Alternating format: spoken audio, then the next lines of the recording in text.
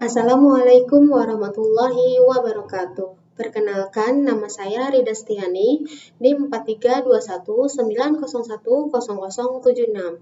Di sini saya akan membahas mengenai tugas besar 2 perekonomian Indonesia. Berikut materi yang akan saya bahas mengenai konsep dan tujuan dari kebijakan otonomi daerah sebagai salah satu percepatan pembangunan di Indonesia, di mana otonomi daerah adalah kewajiban yang diberikan kepada daerah otonom untuk mengatur dan mengurus sendiri urusan pemerintah dan kepentingan masyarakat tanpa sesuai dengan undang-undang. Jadi, dalam konsep otonomi daerah di mana pemerintah dan masyarakat di suatu daerah ini memiliki peranan yang penting dalam peningkatan kualitas pembangunan di daerahnya masing-masing. Hal ini terutama disebabkan karena dalam daerah otonom terjadi peralihan kewenangan di mana pada awalnya diselenggarakan oleh pemerintah pusat, kini diselenggarakan menjadi pemerintah daerahnya masing-masing. Jadi dalam pelaksanaan otonomi daerah di Indonesia ini sudah diselenggarakan lebih dari satu dasawarsa, di mana otonomi daerah untuk pertama kalinya mulai diberlakukan di Indonesia melalui Undang-Undang Nomor 22 Tahun 1999 tentang pemerintahan daerah yang hingga saat ini mengalami beberapa kali perubahan. Jadi dalam pelaksanaan otonomi daerah di Indonesia tersebut telah mengakibatkan perubahan dalam sistem pemerintahan di Indonesia yang kemudian juga membawa pengaruh terhadap kehidupan masyarakat di berbagai bidang. Nah, dalam otonomi daerah terdapat beberapa tujuan. Jadi di mana menurut Undang-Undang Nomor 32 Tahun 2004 tentang pemerintahan daerah pasal 2 ayat 3 menyebutkan bahwa tujuan otonomi daerah ialah menjalankan otonomi yang seluas-luasnya kecuali urusan pemerintahan yang menjadi urusan pemerintahan gitu. Jadi dengan tujuan untuk meningkatkan kesejahteraan masyarakat, memperbaiki pelayanan umum dan memperkuat daya saing daerah. Nah, dalam pelaksanaan otonomi daerah ini sangat dipengaruhi oleh beberapa faktor, yaitu kemampuan si pelaksana atau kualitas SDM, kemampuan dalam keuangan, ketersediaan alat dan bahan, faktor potensi dan geografi, serta kemampuan dalam berorganisasi. Jadi, oleh karena itu, mengukur keberhasilan suatu pembangunan infrastruktur dari suatu pemerintahan itu tidak cukup hanya dari tolak ukur ekonomi saja. Jadi, tetapi harus dapat mengurangi kemiskinan, memperkecil ketimpangan pendapatan, serta menyediakan lapangan kerja yang cukup bagi penduduknya. Mengenai masalah yang timbul akibat dari otonomi daerah dan kebijakan apa yang dilakukan dari pemerintah pusat guna mengatasi masalah tersebut. Jadi, dengan diberlakukannya otonomi daerah, diharapkan masing-masing daerah itu akan lebih maju, sejahtera, dan kompetitif dalam pelaksanaan pemerintahan maupun pembangunan daerahnya masing-masing. Nah, memang harapan dan kenyataan ini tidaklah akan selalu sejalan, di mana ketidakcapaian harapan ini sudah mulai terlihat dalam otonomi daerah yang ada di Indonesia. Masih banyak permasalahan yang mengiringi berjalannya otonomi daerah di Indonesia. Nah, dalam hal ini, otonomi daerah ini hadir dengan kemasan demokrasi, tetapi di dalamnya masih terkandung sentralisasi, sehingga berikut masalah-masalah yang timbul akibat dari otonomi daerah. Yang pertama, adanya eksploitasi pendapatan, di mana ini merupakan salah satu konsekuensi karena kewenangan daerah yang lebih besar dalam pengelolaan keuangannya, mulai dari pungutan sampai dengan pemanfaatan pendapatan daerah tersebut. Sehingga dalam hal ini dilakukannya upaya memaksimalisasi, bukan optimalisasi. Hal ini disebabkan adanya dorongan oleh kenyataan bahwa daerah ini harus mempunyai dana yang cukup untuk melakukan kegiatan, baik itu rutin maupun pembangunan. Dan ini akan berakibat bahwa banyaknya pungutan itu hanya akan menambah biaya ekonomi yang ujung-ujungnya hanya akan merugikan perkembangan otonomi daerah setempat. Yang kedua, pemahaman terhadap konsep desentralisasi dan otonomi daerah yang belum mantap. Jadi dalam hal ini perubahan sistem tidak dibarengi dengan pungutan kualitas sumber dayanya. Jadi, keterlibatan masyarakat belum mempunyai andil besar dalam pelaksanaan otonomi daerah. Yang ketiga, penyediaan aturan pelaksanaan otonomi daerah yang belum memadai. Yang keempat, adanya kondisi di mana SDM aparatur pemerintah yang belum menunjang sepenuhnya pelaksanaan otonomi daerah. Jadi, berdasarkan data yang ada, sebanyak 20% pemerintah daerah ini telah mampu menyelenggarakan otonomi daerah dan berbuah kesejahteraan bagi rakyatnya. Nah, namun masih 80% pemerintah daerah yang dinilai belum berhasil menjalankan visi dan misi serta programnya. Sehingga pentingnya posisi manusia dalam pelaksanaan ini karena manusia merupakan unsur dinamis dalam organisasi yang bertindak sebagai subjek. Nah, oleh sebab itu, kualitas mentalisasi dan kapasitas manusia yang implikasinya masih kurang menguntungkan bagi penyelenggarakan otonomi daerah. Nah, yang kelima, korupsi di daerah. Nah, fenomena ini sudah sejak lama menjadi kekhawatiran di semua kalangan, di mana dengan adanya pelaksanaan otonomi daerah ini bergesernya praktik korupsi dari pusat ke daerah. Sudah banyak terbukti bahwa banyak pejabat publik yang masih mempunyai kebiasaan menghambur-hamburkan uang rakyat untuk piknik ke luar negeri dengan alasan studi banding. Terus ada juga sumber korupsi praktik korupsi lainnya di mana masih berlangsungnya seperti dalam pengadaan barang-barang dan jasa. Seringkali terjadi di mana harga sebuah item barang tersebut yang dianggarkan itu lebih besar dibandingkan dengan harga pasarnya. Yang keenam, masalah pemekaran wilayah di mana ini menjadi masalah serius karena prosesnya sering menimbulkan ketidakstabilan.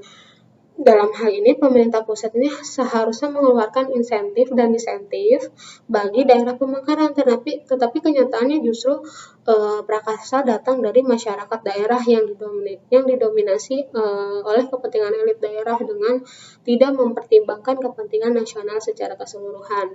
Nah, berikut kebijakan yang dilakukan pemerintah pusat guna mengatasi masalah tersebut. Yang pertama, membuat master plan. Yang kedua, memperkuat peranan daerah untuk meningkatkan rasa nasionalisme.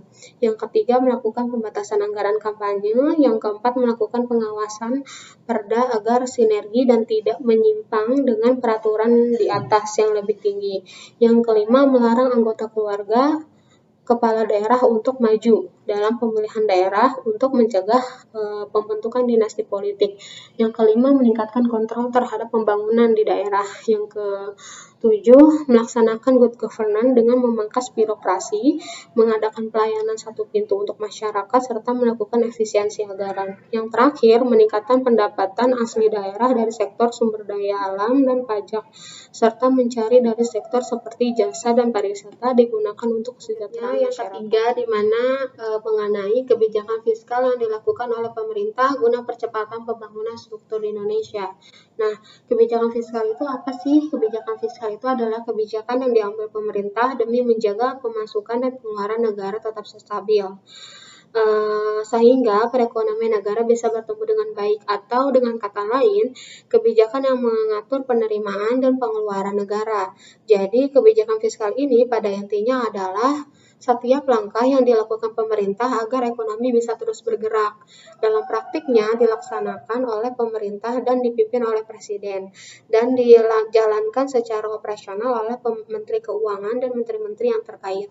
Nah, dalam kebijakan fiskal terdapat beberapa tujuan, yaitu meningkatkan pertumbuhan ekonomi, mendorong tumbuhnya lapangan kerja sehingga mengurangi pengangguran dan kemiskinan. Yang ketiga, menjaga stabilisasi harga sehingga dapat menekan inflasi. Yang keempat, yaitu menjaga stabilitas ekonomi.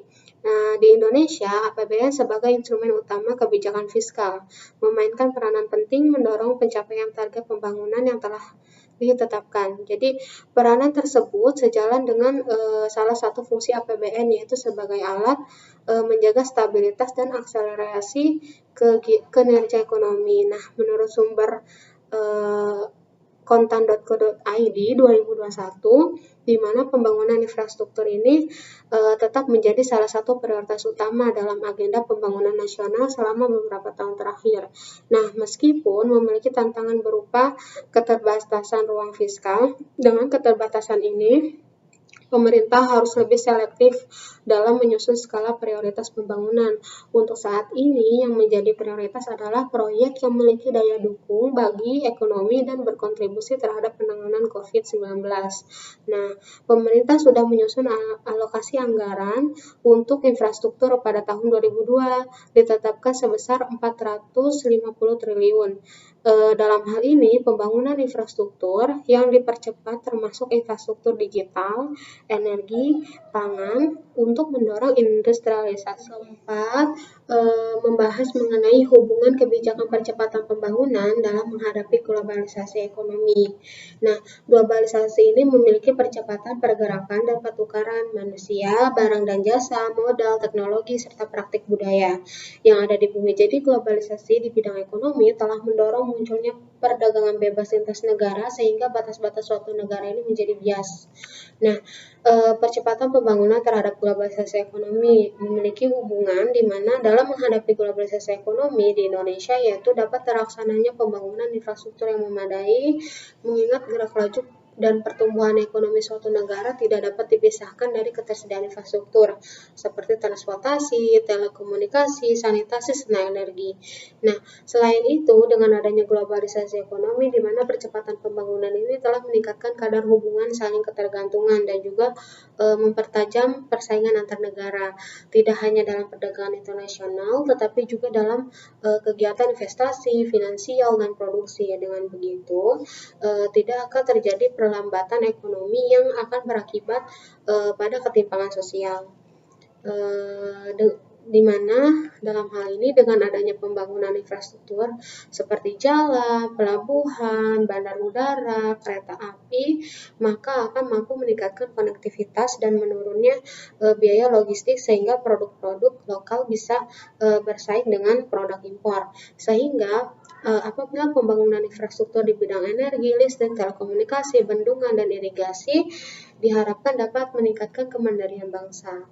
Jadi, namun dalam menghadapi perkembangan globalisasi ekonomi, kebijakan percepatan pembangunan ini harus tetap mengutamakan kepentingan ekonomi nasional, serta percepatan pembangunan harus dikelola secara hati-hati, disiplin, bertanggung jawab ketika harus menghadapi ketidakpastian yang meningkat akibat proses globalisasi ini.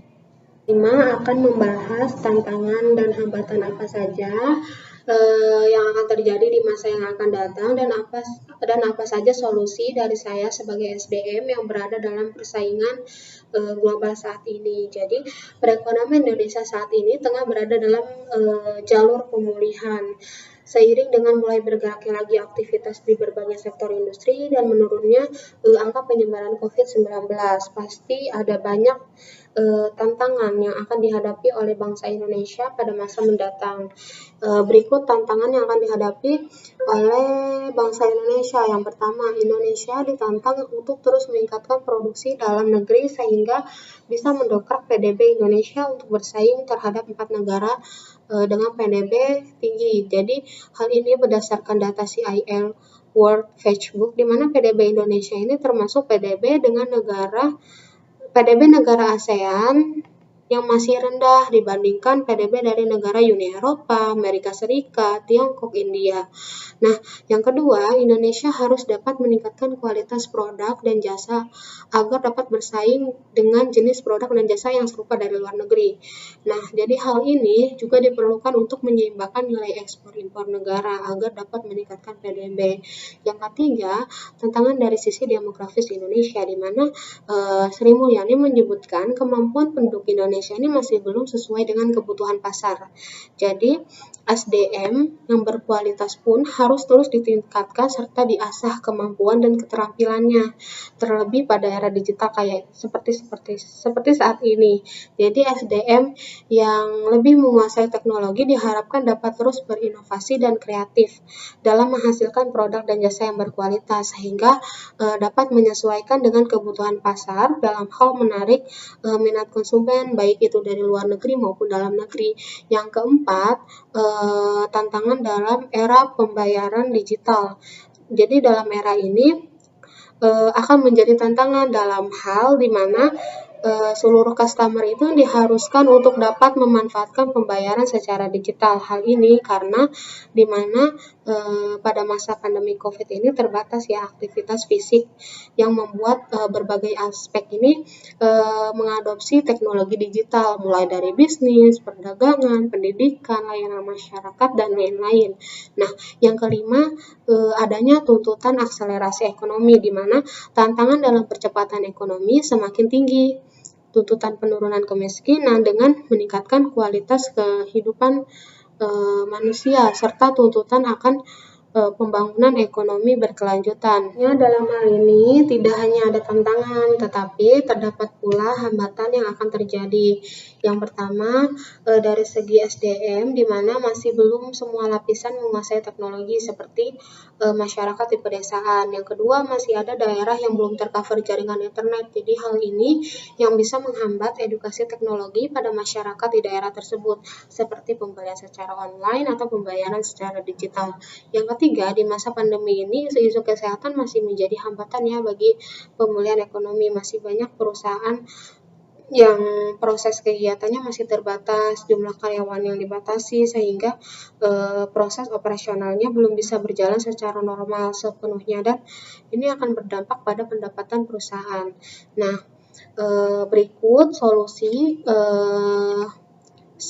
menurut saya sebagai SDM untuk dapat melewati tantangan dan memperkecil hambatan yang akan terjadi di masa yang akan datang dalam persaingan global yang saat ini. Yang pertama, kita harus mampu beradaptasi dengan teknologi. Yang kedua, kita sebagai sumber daya manusia harus mampu terbuka dengan segala perubahan. Yang ketiga, terbuka untuk saling berkolaborasi dengan meningkatkan diri dengan mengasah hard skill serta memperkaya soft skill. Yang kelima, menyiapkan kompetensi menjadi pekerja yang memiliki sertifikat keahlian atau JNIK. Sekian penjelasan dari saya mengenai tugas besar 2 perekonomian Indonesia. Kurang lebihnya mohon maaf. Saya akhiri. Wassalamualaikum warahmatullahi wabarakatuh.